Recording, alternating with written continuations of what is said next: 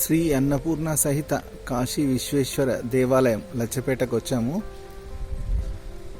అద్భుతమైన పురాతన దేవాలయము. ఈ గర్భాలయపు 3వ మెట్టు మీద పడమటి వైపు మనకు కాలభైరవుడి దర్శనం మరియు 4వ మెట్టు చుట్టూరా అష్టభైరవుల అరుదైన దర్శనం మనకి ఇక్కడ లభిస్తుంది.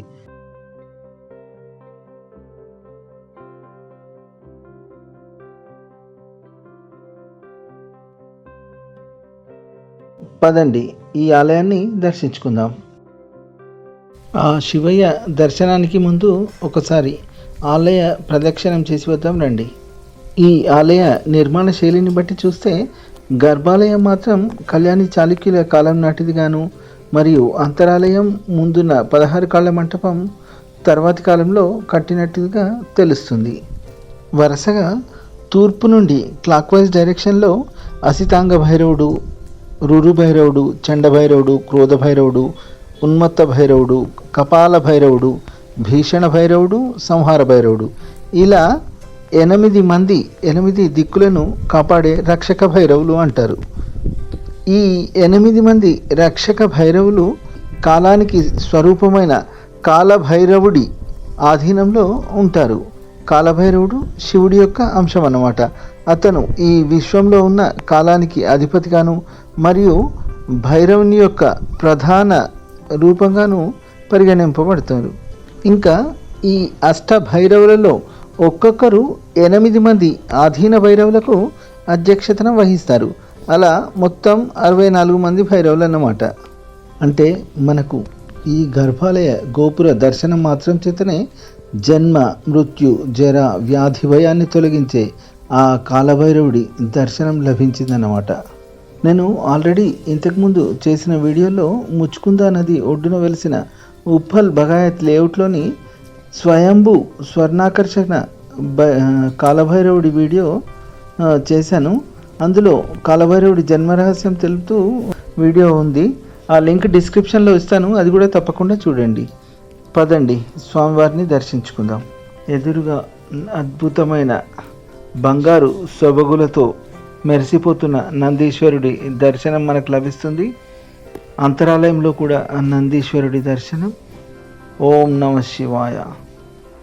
అన్నపూర్ణ సహిత ఆ కాశీ విశ్వేశ్వరుడి జలాభిషేక సమయంలో మనం ఈ స్వామివారిని దర్శించుకోవడం మన పూర్వజన్మ సుకృతంగా భావిస్తున్నాను. అద్భుతమైన దర్శనం ఇది.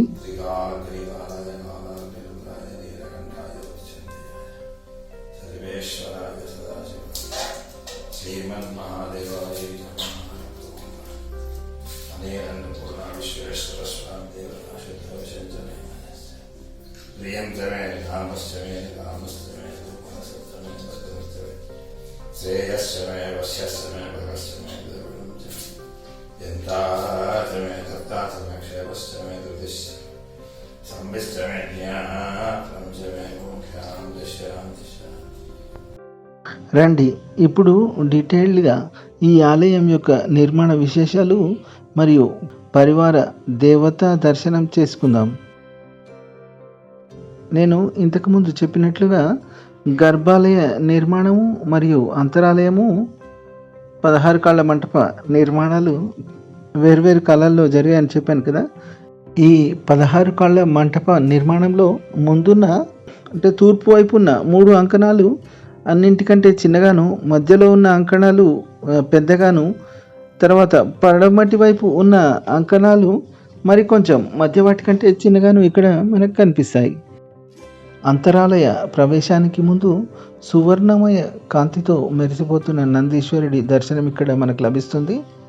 ప్రవేశ ద్వారానికి చేరేళ్లకు ఇరువైపులా చండీశ్వర్లు, శంభు నిశంభుల దర్శనం. లలాట బింబంగా విఘ్ననాయకుడు వినాయకుడి దర్శనం. అంతరాలయంలో ఇంకొక నందీశ్వరుడు మనకు దర్శనమిస్తున్నారు. ఇక్కడ మనకు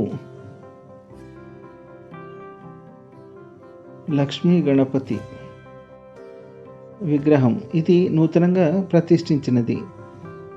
ఇటువైపు మనకు కుమారస్వామి దర్శనం మనకు లభిస్తుంది. ఇక్కడ గర్భాలయానికి ఉన్న ప్రధాన ప్రవేశ ద్వారానికి ఇరువైపులా పూర్ణ కుంభాలు, లలాట బింబంలో వినాయకుడి దర్శనం. ఇది పురాతన దేవాలయ ప్రవేశ ద్వారం మరియు ప్రస్తుత గర్భాలయ ప్రవేశ ద్వారం. ఓం నమ శివాయ. ఓం నమ శివాయ. అద్భుతమైన శివాలయ దర్శనం. ఇక్కడ ఉన్న పూజారి వారు చెప్పిన దాని ప్రకారం ఇక్కడ మనకు శివలింగం స్ఫటికలింగం అని, ఈ స్ఫటికలింగాన్ని కాశీ నుండి తెప్పించారని చెప్తున్నారు. ఇక్కడ మనకు అన్నపూర్ణాదేవి, అత్యంత అరుదైన అన్నపూర్ణాదేవి దర్శనం లభిస్తుంది. ఇదే లచ్చపేట గ్రామంలో మనకు పెద్ద చెరువు ఒడ్డున ఉన్న ఎరణేశ్వర ఆలయంలో కూడా అన్నపూర్ణాదేవి దర్శనం మనకు లభిస్తుంది. ఇక్కడ ఉన్న ఆలయాలలో ఎరణేశ్వర ఆలయం మరియు కాశీ అన్నపూర్ణ సహిత కాశీ విశ్వేశ్వర ఆలయం, ఈ రెండు ఆలయాల్లో మనకు అన్నపూర్ణాదేవి మరియు ఆ సదాశివుడి దర్శనం ఇక్కడ లభిస్తుంది. ఈ గర్భాలయ నిర్మాణ శైలిని బట్టి ఈ ఆలయం కళ్యాణి చాళుక్యుల కాలం నాటిదిగా భావించవచ్చు.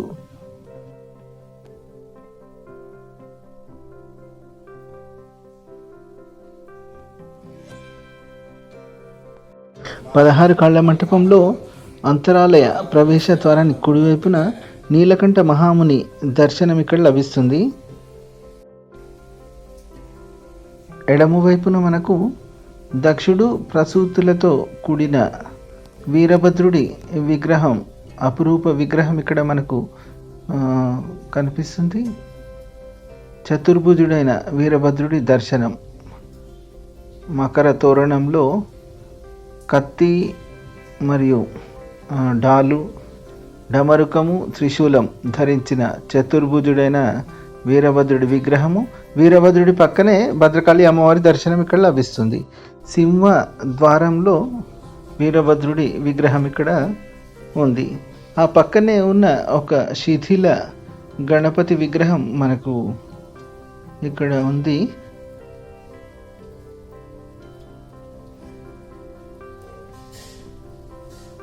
దాని పక్కనే ఉన్న చిన్న ఉపాలయంలో మనకు కాలభైరవుడి దర్శనం. అంటే మనకు ఇదే ఒకే ఒక ఆలయంలో వీరభద్రుడు, కాలభైరవుడు, అష్ట భైరవులు మరియు అన్నపూర్ణాదేవి, మాతా భద్రకాళి మరియు లక్ష్మీ గణపతి, కుమారస్వామి, కాశీ విశ్వనాథుడు, ఇలా సకల శివ పరివారం అంతా ఒకే ఆలయంలో మనకు దర్శనం ఇవ్వడం అత్యంత అరుదు. అది మన అదృష్టంగా భావించుకోవచ్చు. గర్భాలయ గోపుర దర్శనం ఇక్కడ లభిస్తుంది మనకు. అద్భుతమైన నందీశ్వరుడి ముందు మనం లింగం కూడా చెక్కబడి ఉంది. ఇది వీరశైవ పద్ధతి. ఇక్కడ ఉన్న నందీశ్వరుడి అలంకరణ మనకు ఎరణేశ్వరాలయంలోను మరియు గుండ్లపోచంపల్లి లక్ష్మీనారాయణ స్వామివారి ఆలయంలో ఉన్న నందీశ్వరుడిని పోలి ఉంది. ఓం నమ శివాయ. ఓం నమ శివాయ. ఇవండి ఈ ఆలయ విశేషాలు. ఈ వీడియో కనుక నచ్చినట్లయితే తప్పకుండా లైక్ చేయండి. ఈ ఆలయం గురించి 10 మందికి తెలిసేలా షేర్ చేయండి. మరిన్ని మంచి మంచి వీడియోల కోసం నా ఛానల్ని సబ్స్క్రైబ్ చేసుకోండి. మీ విలువైన అభిప్రాయాన్ని కామెంట్ బాక్స్లో తెలియచేయడం మాత్రం అస్సలు మర్చిపోవద్దు. పునర్దర్శన ప్రాప్తిరస్తు. ఓం నమ శివాయ.